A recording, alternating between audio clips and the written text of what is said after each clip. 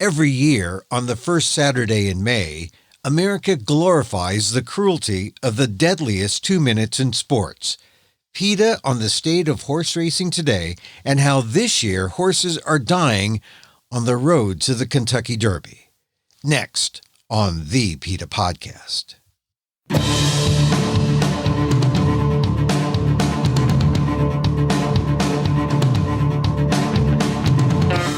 Welcome to the PETA Podcast. I'm Guillermo, your host for this inside look at animal rights, brought to you by PETA, the largest animal rights organization in the world. On today's episode, the Kentucky Derby is this weekend, and once again, the cruelty of the sport is undeniable. The 2023 Kentucky Derby's first death occurred even before the race began. A horse named Wild on Ice pulled up lame while training at Churchill Downs and later was euthanized. Because of PETA's involvement to expose the cruelties of horse racing, what was once considered just part of the business, the death of a racehorse while training or in an actual race, is now noted by the media and the public. I asked PETA Senior Vice President Kathy Guillermo about the impact of horse deaths to the business of horse racing and how the public's reaction to those deaths are contributing to the sport's demise. People care about all deaths of animals that are totally ridiculous. And there's nothing more ridiculous than an animal dying for a sport that hardly anybody cares about or bets on anymore. And I asked that question first because this is now the 15th year. I mean, it was 2008 when a horse actually died at the Kentucky Derby and they had to euthanize. Tell me about that horse. That was a beautiful gray filly called 8 Bells who crossed the finish line in second place in the 2008 Kentucky Derby. And as she crossed that finish line, she just crashed to the dirt track. And the people scrambled to put up screens around her so we wouldn't see, but plenty of pictures were taken. Of course, it was on network television. It was seen by millions and millions of people around the world.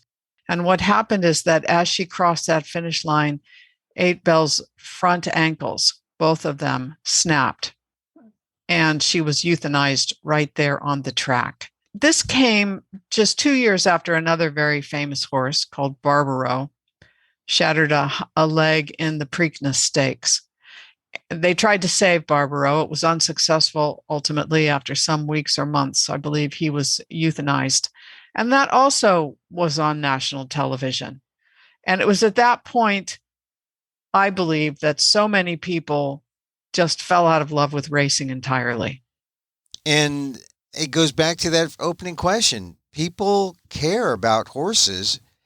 And when they die, and in such a public way, it kind of shatters the image of the sport. Well, yeah, there's nothing that says don't party like a horse's body on the track for a race that you've just watched. And I think in the last 15 years, since 8 Bells died, and since, by the way, 3 horses have died every single day on racetracks in America, horse racing has become synonymous with drugging, with doping, with death, with slaughterhouses, with misery. And we have a public now that's increasingly intolerant of the abuse of animals for entertainment or the exploitation of them. This is reflected in the decline of horse racing. I think there are probably other reasons that horse racing has declined, but in the last 15 years, I don't think anybody would deny that it's what's happening to horses that are turning people away. So tell me about right now, what you would assess to be the state of horse racing today. The Kentucky Derby is coming up this week. It's usually the biggest day for racing. I mean, I even know it just, in my head, the phrase first Saturday in May. It's always the Kentucky Derby. It's always a reason to have a party anywhere in the country, even though you may not have horses, or even though you may not be, really engaged in horse racing, but for some reason, it's the time that people pay attention. And so what is the state of horse racing today as we approach the Kentucky Derby? The Derby is an excuse for a party, and people like to have an excuse for a party. It's fun to wear the hats. It's fun to drink the mint juleps. You watch 2 minutes of television. You suggest who you would bet on, or perhaps you even bet on it. And then most people are not going to think about horse racing until the next May, when it's Kentucky Derby time again. And this is reflected in horse racing's own statistics. If you look at, for example, the total amount of money bet on horse racing in the United States, this is called the betting handle, it really hasn't changed in 30 years. The same amount of money being bet now is about what it was 3 decades ago. And if you adjust that for inflation, it's really fallen. If you compare that, for example, to sports betting, to betting on other kinds of sports, it's a very small industry. Even though we are talking about $12 billion bet on horse racing, it's nothing compared to other sports racing. Look at the number of thoroughbred foals who have been born. It's now about half of what it was in 2005, which is the year that 8 Bells was born. And we've looked particularly at attendance at racetracks, and most particularly in New York State. You have tracks that in the 1970s would bring out 20,000 people a night to bet. Can you imagine 20 or 25,000 people? There are these enormous stands. If you go to those same tracks today, you might see 12 or 20 people. It's a great place to go to get some alone time because no one is there. And it is true that some betting can now be done online, but that decline in the number of people going is a reflection of how little the American public really cares about horse racing right now. Yeah, because it's important real estate, but there's no one there. It seems like the brick and mortar of horse racing is dying, but you need the brick and mortar because the horses are there. But if there's no one there attending and it shows a real decline, then maybe it should be a signal to the people who are the purveyors of horse racing that maybe it's a bad business to be in. I think that's why we see more and more horse racing businesses turning to more general betting or to other kinds of betting than horse racing. I mean, if you look again at New York State, where we've done a deep dive because we've been trying to stop the subsidies that are keeping horse racing alive. And in many states, it only exists because there's money being pumped into it that comes from the profits of other kinds of gambling. If you look at New York State, they put in from video lottery terminal profits about $230 million a year in subsidies for the 11 racing tracks in New York State. Yet the state receives only about $10 million in taxes from the pari-mutuel wagering on those tracks. $10 million profit to the state is, by the way, the exact same amount that they were receiving in New York in 1942. So we're not talking about adjusting for inflation. If we did that, it would be ridiculous. $10 million in 1942, $10 million in 2019, the last pre-COVID, pre-pandemic year we have the statistics for.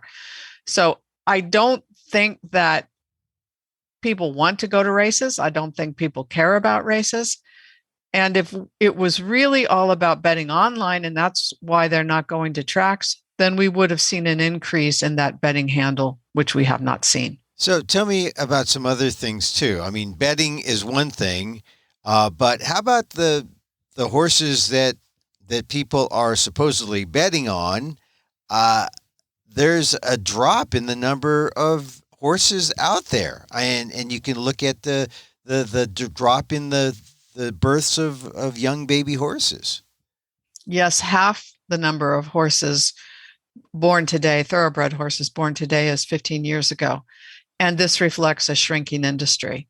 This is a good thing, I think. We already are seeing too many of these horses end up in slaughterhouses or in other terrible places when they're no longer useful for racing. But that is a big indicator. And there are shortages of other things too in racing, a shortage of veterinarians, people not wanting to go into that business, probably because they too often have to do the bidding of the trainers when it comes to what they dispense to the horses. Shortage of jockeys. There are all kinds of shortages in racing now that point to an incredibly shrinking industry. And so how does it continue? Well, before I get to that question, we have a general decline in betting. We have a general decline in the number of horse stock and horses born. Tell me about the public. Horse racing is not an easy sport to participate in for a bettor. What's happening amongst the public? I mean, they're not clamoring to go to the horse races to bet their money, are they? When I tell people what I do, and that part of my job is to deal with horse racing issues, I hear so often this question: why is horse racing even a thing anymore? Because there is so little interest in it. And a big part of that comes from what they perceive as abuse of horses and is abuse of horses. And if you look at what's happened in the last week, we are just a few days away from the Kentucky Derby. And in the last week, there have been 4 horses who have died at Churchill Downs track. One last week in training, one of the contenders for the Kentucky Derby, who was supposed to race in it, a horse called Wild on Ice, shattered a leg and was euthanized. On Sunday, a 4-year-old filly collapsed, never got up again. Yesterday, 2 horses died, one collapsing and one breaking a leg. So this is the most famous track in the week of the most famous race in America, arguably in the world, and horses are dropping dead.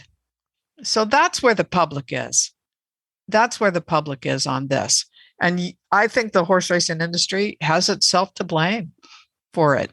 We have for 15 years presented ways of saving horses, of sparing horses from misery and from death. And the industry is so divided about whether or not it should make these changes, that the changes that have been made, while substantial in some areas, have been way too little in others. And so they find themselves at what I believe is a crossroads. We got to get back to the original question about horses dying then. Why are they dying? What is it about? Is it about the overall system of racing, and that by the time the horses get to the track, they're debilitated? Or is it because of the track is unsafe? Is it because of the drugs that have been used in the past? What is it that makes racing so deadly for the horses? It's every one of those things.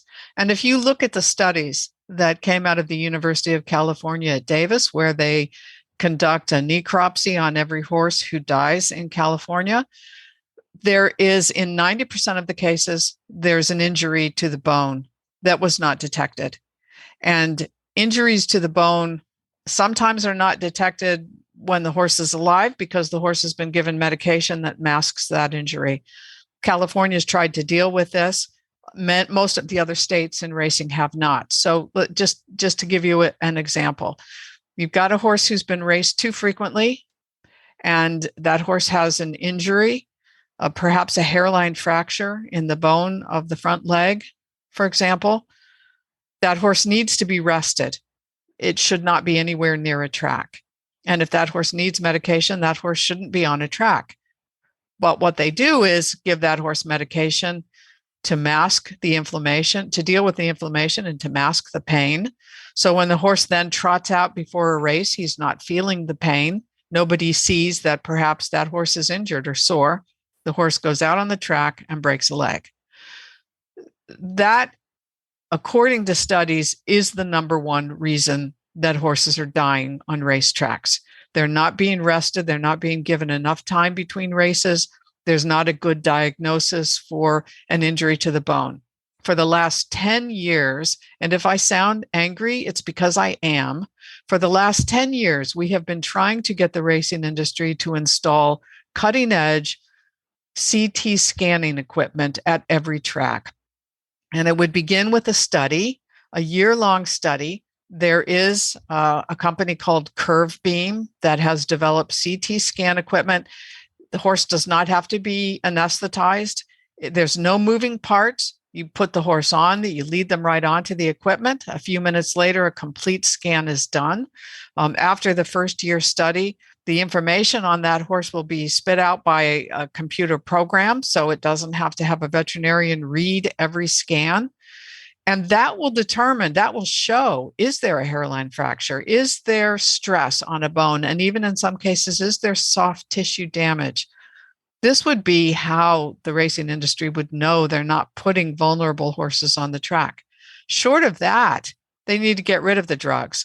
They need to have people looking at all the medication records, all the injury records. They need to be observed when they're exercising by somebody who doesn't have a financial stake in it. This is some of what they've done in California to prevent deaths. And at the very least, that needs to be done. You mentioned the tracks. We know dirt tracks are dangerous. Turf tracks are a little bit less dangerous, but still dangerous. By far, the safest surface is a synthetic track.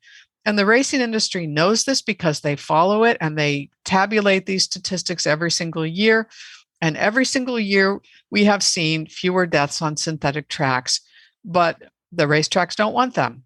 I just have to say, Keeneland in Kentucky, another big racetrack that has had 3 deaths in the last few weeks, actually did put in a synthetic track, and then they took it out and put it back to dirt, even though they had fewer deaths on the synthetic.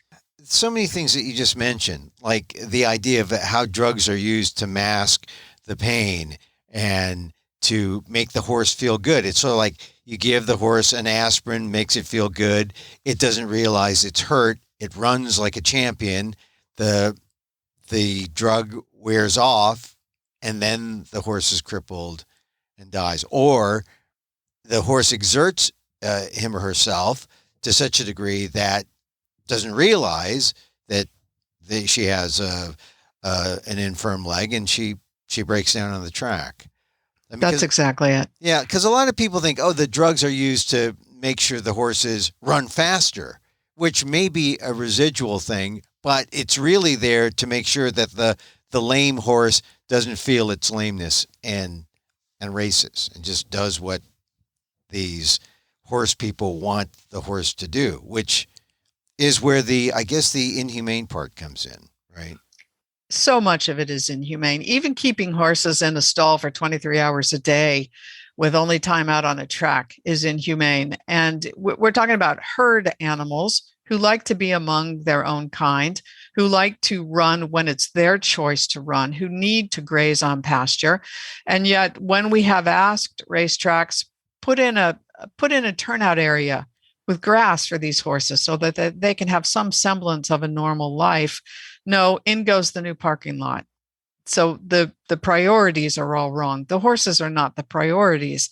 I think we see also the acknowledgement on the part of the industry that death is a real factor here, because we see the horses who are winners, the ones who've won big races or who've won the Derby or the Preakness or the Belmont Stakes, they'll be retired to stud at the age of 3 or 4.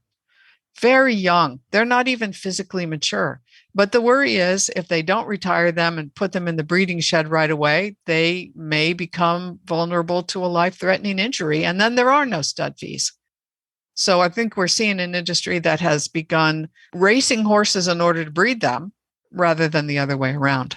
But now you race them to establish that, they're winners, but you got to breed them right away because the races are too dangerous, the way the conditions are. As we've witnessed and as we've exposed in our many investigations of racetracks and of the racing industry, death is a daily part of life on the racetrack. And it used to be something that was just covered up, and that just can't be done anymore.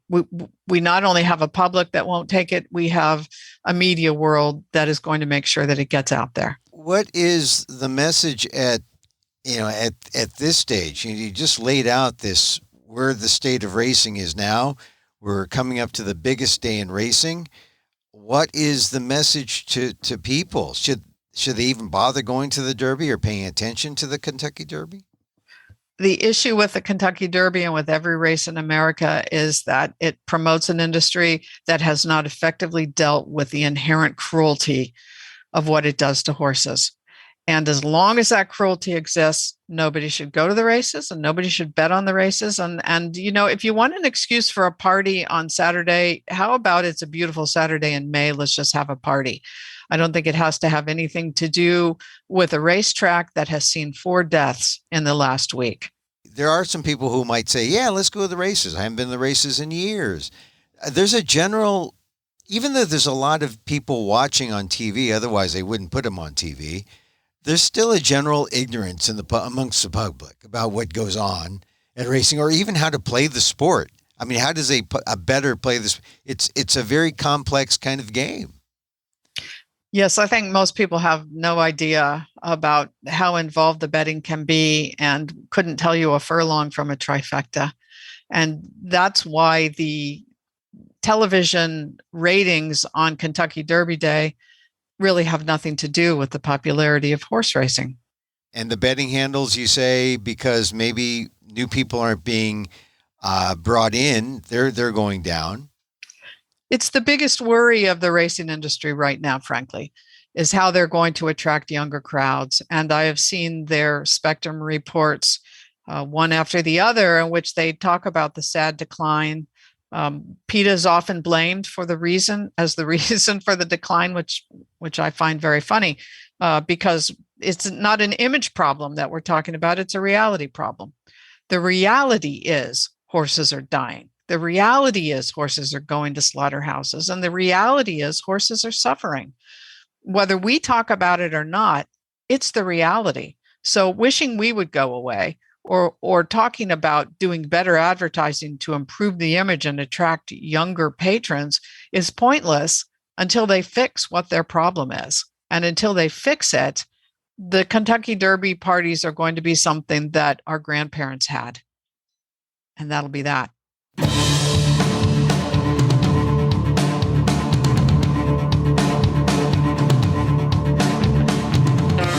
Kathy Guillermo, PETA Sr.VP, who heads up the team that exposes horse racing cruelty.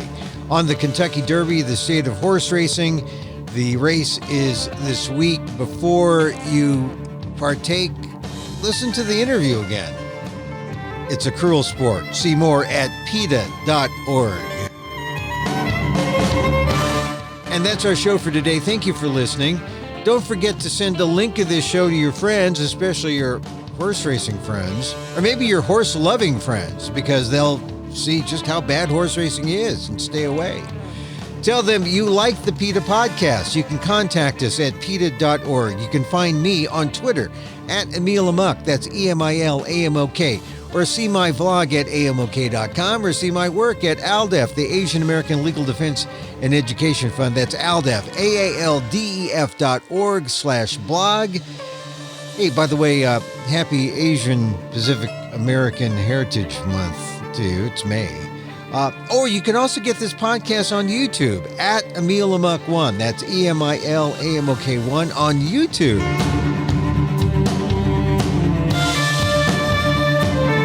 And once again, thank you for listening. Check out all our episodes on your favorite podcast app or on Apple Podcasts, where you can subscribe to as well as rate and review the show. It helps get the word out about the issues you care about. Our music is provided by Carbon Works. You can check them out and see them on YouTube. And join us again next time for more insight into animal rights and the fight for a cruelty-free world on the PETA Podcast. I'm Emil Guillermo.